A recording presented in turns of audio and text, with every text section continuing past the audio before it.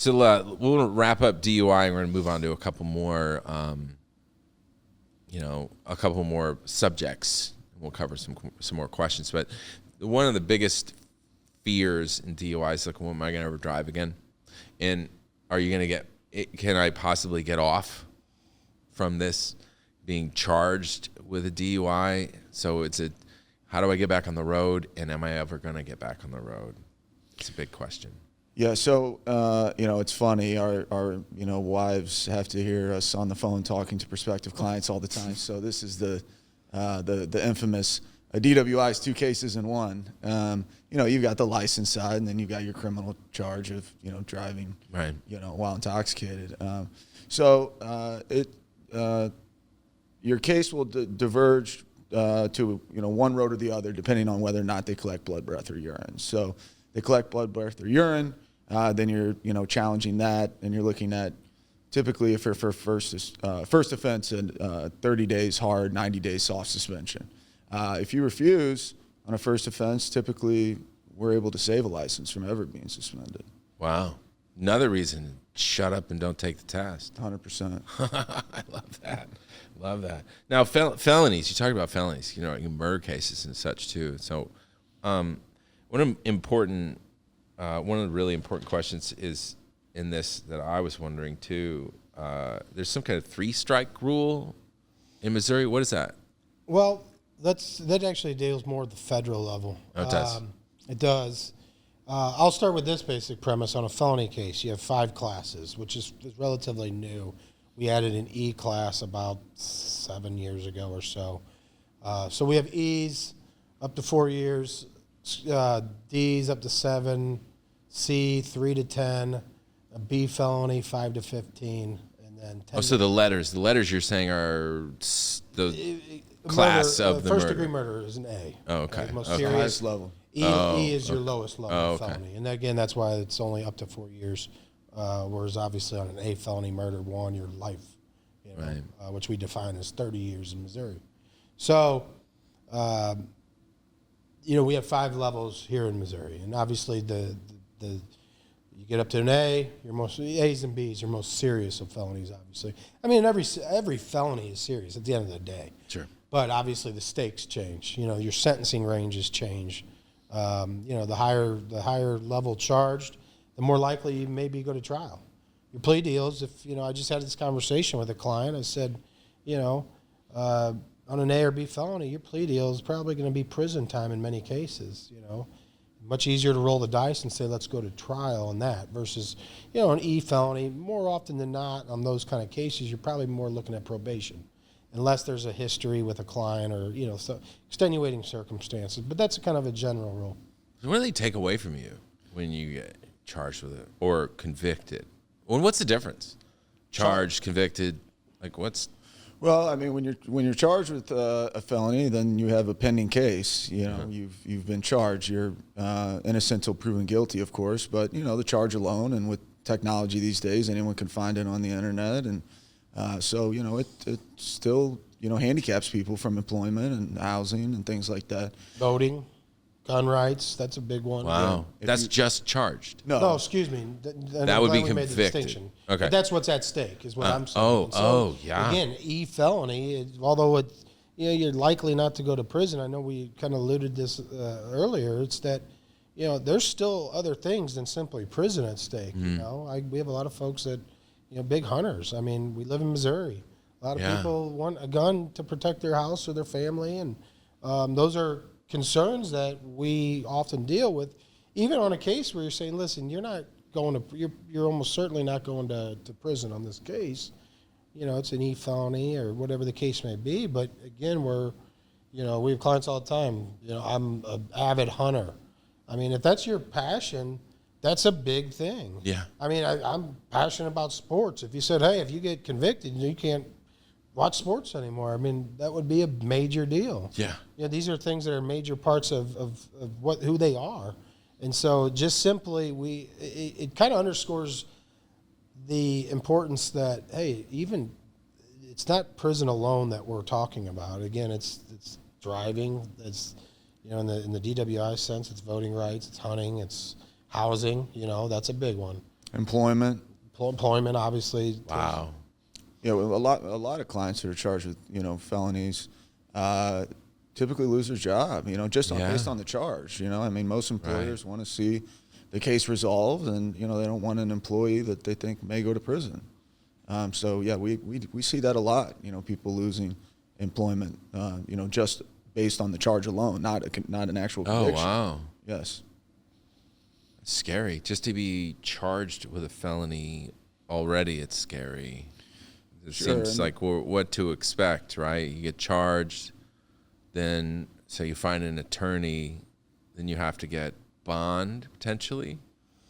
Yeah, on your lower level felonies, more often than not, they'll what we call issue a summons, which is basically a notice to appear in court. Okay. We've kind of moved away from all felonies being warrant in light of some more progressive reform in the criminal justice system, and it's a good thing. But certainly on any A, B, in C, even probably, would you agree, C? Absolutely. And then A, B, and C felonies. You're almost certainly a warrant is being issued, which is, hey, police come to find you and lock you up, and Right. And sometimes it's a no bond, sometimes it's a high bond to begin with, $50,000 cash only, or whatever the case may be. Well, most folks don't have $50,000 laying around in a duffel bag, and it's our job then to start our, we're aggressive from the start, is conducting a thorough interview with our client or the family member to get as much background. So we're looking for favorable information. What is this person? Again, back to what I said, not a case, it's a person. Right. We don't view it as a case. This is the example we used this past week with this client that was locked up, and we're talking with her family and saying, hey, what's her education level? Is she a lifelong Missourian, St. Louis, and what's her ties to the community? What's her employment? All these things that, that is part of our initial intake. Because we ultimately are going to be arguing for a bond reduction. Sure. And we're putting forth these... Which is good. A bond reduction means less money. We're trying to get it less because, again, they normally start high where you're at $50,000 cash only. Sometimes no bond. In the case that we were just talking about is a no bond. And so until we get in before a judge and say, listen, this client is employed at here. She has stable housing. She owns a home. She's educated. She has a college degree. Children in many cases. And so we are trying to get as much information from a client at the intake level or from a loved one or family member to put together the most compelling case to a judge of why this person deserves to be released pending trial. Well, I would want to be released. I said this here. I said we've never had a client that said, I want to go and stay. Hey, I'm fine here. I want to chill. You guys do your right. Yeah, right. You guys do your thing. Yeah, my kids drive me crazy. Right. Work sucks. 3 squares. The bars are kind of uncomfortable. No cell phone. Although they've got tablets now in some of these jails. Yeah. Oh my gosh. I know. So they just make it nicer and nicer. We've never had a client in all of our years practicing saying, hey, don't do that bond reduction. Duck feather pillows. I'm good here. That's just not, again, it's the number one thing when we get hired and somebody's locked up is getting them out, top priority. Yeah. And so, again, that's a client intake, getting in as much information about that individual as possible. What about expunged? People throw that word around. Expunged. Like, what is it? A through E likelihood? Yeah, we have 2 different types of expungement. So let's say you're arrested. Can we just say it's somebody else? Okay, let's say it's some Joe Smith. Sorry to any Joe Smith out there. Jane Doe is arrested but never formally charged. So the police make an arrest. They send it to a prosecutor. So let's start with the premise of police arrest, prosecutors charge. Okay, so they arrest them, send the report to a prosecutor, and the prosecutor says, you know what, there's insufficient evidence for us to charge this person. Well, that person still has an arrest, right? Despite the fact that there was no case formally charged, there's no court action, that person still has to deal with that arrest. And so there's 2 different types of expungements. There's an expungement of arrest records for a situation like that. Mm-hmm. And then there's an expungement of criminal records. And that would be like you pled guilty, you were formally charged, pled guilty. So we have 2 different types of expungement in Missouri. And I'll say this, when we first started practicing law, it was next to impossible. Very tough. I mean, there was few cases, like a handful of cases that met the very difficult criteria of an expungement. Again, because of progressive reform, criminal justice, I mean, throughout the country, really, kind of post-Ferguson, which is obviously here in our backyard. A lot of reform in a great way because it allowed a lot more people to be eligible for an expungement.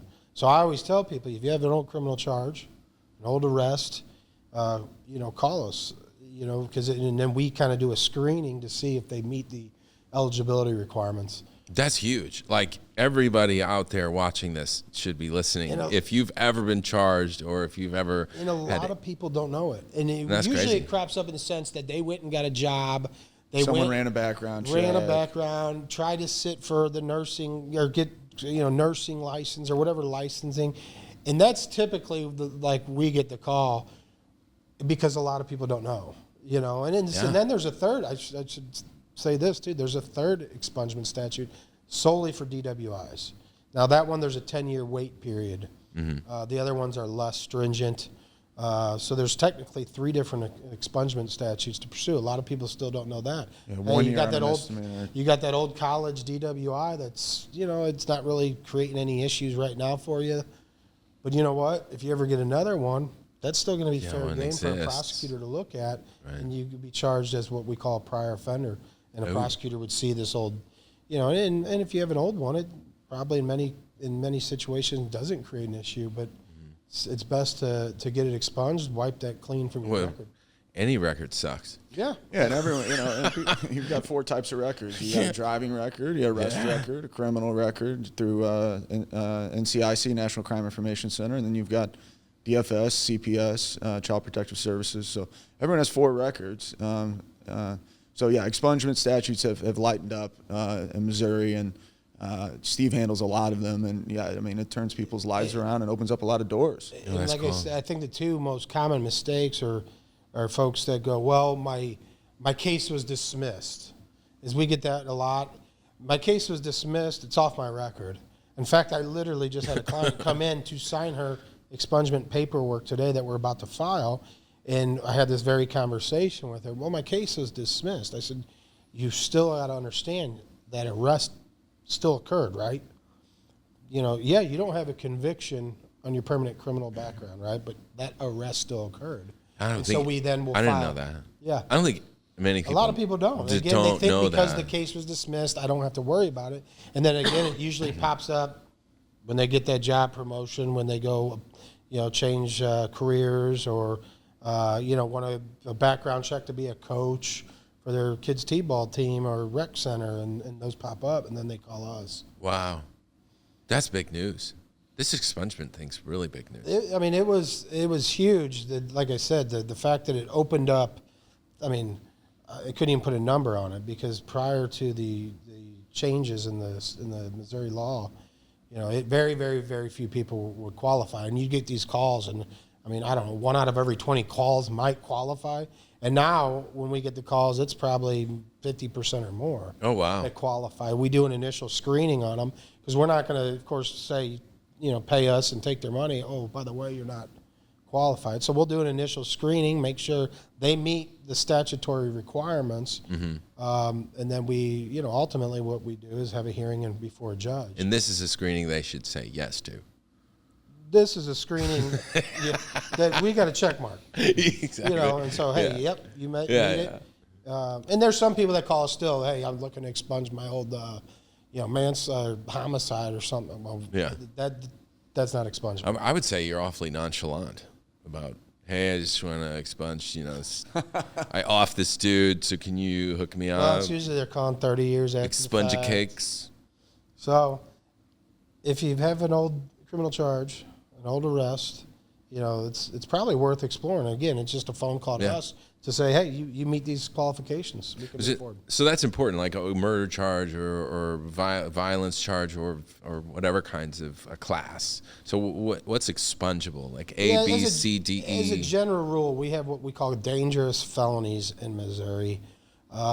and I don't know, I don't have the list memorized, but you can. It's kind of common sense. Your any domestic violence felonies or assaults, violent crime, dangerous crimes, robbery, murder, rape, sex offenses, child sex offenses. I mean, those ones are not expungible. Virtually all drug cases are. Fraud, bad check, DWI after 10 years, stealing, misdemeanors, assaults, stealings.